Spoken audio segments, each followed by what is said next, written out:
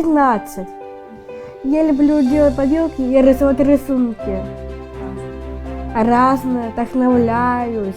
И вдохновение само ко мне приходит, вот я делаю под них уже поделки, рисую рисунки. И еще я люблю сниматься разные виды спорта. Или йога, или гимнастика. Ну что-то там такое. Еще даже люблю нырять. Тогда... Ты хорошо плаваешь? Да, конечно. Я сама уже плаваю очень хорошо.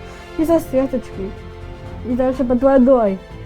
Ну, моя дочь Ксюша закончила школу 22-ю, это спецшкола. Закончила 8 классов. После 8 классов у нас был выбор либо сидеть дома, либо все-таки попытаться куда-то еще.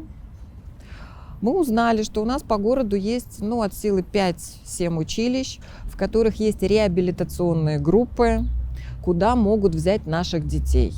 То есть если обычные дети, они учатся 3 года, то реабилитационная группа это всего на 1 год. Вот. Мы выбрали 27-е училище на повара-кондитера. И вот с сентября месяца мы учимся в 27-м училище. Ксения не только обучается в специальном интернате на повара, но и активно применяет свои знания на практике, работая в столовой церкви. Это позволяет ей совершенствовать свои навыки, также готовит ее к последующему поиску постоянной работы. Тебя мама всему учит, да? Да. Как она тебе помогает здесь?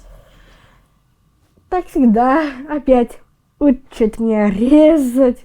Учит она меня, конечно. Да. Она прямо для меня как учительница. Благодаря я маме помогала. Вот я решила здесь еще немножко помочь. Я немножко набралась вдохновения. Вот я чистила, резала здесь. И даже маме помогала в нашем доме. Чистила. Да. Для многих людей с синдромом Дауна процесс поиска работы становится настоящим испытанием. В обществе существует множество предрассудков и стереотипов по отношению к людям с синдромом Дауна. По-моему, вот это сейчас трудоустройство таких детей, это все-таки на совести и шее родителей. То есть это... Если родители найдут место, смогут как-то по знакомству или вот, может быть, там открыть свое кафе, работать родителям, а такие дети будут помогать родителям, то это да. Если даже вот приходишь с улицы и просто говоришь: возьми моего ребенка особенного, то люди пугаются, потому что они не знают, что такое синдром Дауна, что это такое. Для них это просто ребенок инвалид и ребенок умственно отсталый. А то, что у этих даже умственно отсталых детей есть какой-то скрытый потенциал, то есть они вот точно выполняют показанную им работу. То есть их правильно научить, если, то они будут эту работу выполнять именно все время так вот, как их научили. Точно и правильно. Вот. Обычные люди этого не знают, и они, естественно, боятся.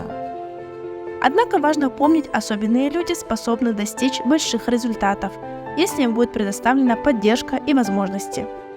Это вот в наших странах принято говорить, что это детки или люди с ограниченными возможностями. А вообще нужно к этому относиться, что это люди с особенностями. И тогда негативное мышление сразу переходит на позитивное мышление. Если они видят, что в коллективе есть и такие ребята, значит, это говорит о каких-то наших подходах, особенно и к гостю и так далее. И мы стараемся это транслировать. Вообще, мне кажется, человек любой бизнес без человеколюбия, он просуществует очень недолгое время. Я не могу сказать, что мы целая империя, которая существует годами, эта практика проверена, но моя личная интуиция, вот она подсказывает об этом. Ксюша – это как раз-таки тот ребенок, который дает надежду другим детям с синдромом Дауна. Потому что можно так, получится все, но получится, если мама и папа, они правильно понимают ситуацию и делают все, чтобы дать своему ребенку шанс развить те способности, которые у нее есть. Ксения – это пример того, как сильная поддержка родителей может изменить жизнь человека с синдромом Дауна. Если будет еще поддержка со стороны бизнес-сообщества, они могут стать неотъемлемой частью экономики. Это способствует не только расширению возможностей индивидуального развития, но и обогащает общественное благосостояние. Ну, моя, конечно, цель развить ее профессиональные навыки, да, натренировать, как говорится, руку, ну и чтобы в дальнейшем все-таки как-то попытаться ее куда-то трудоустроить, чтобы она не сидела просто так дома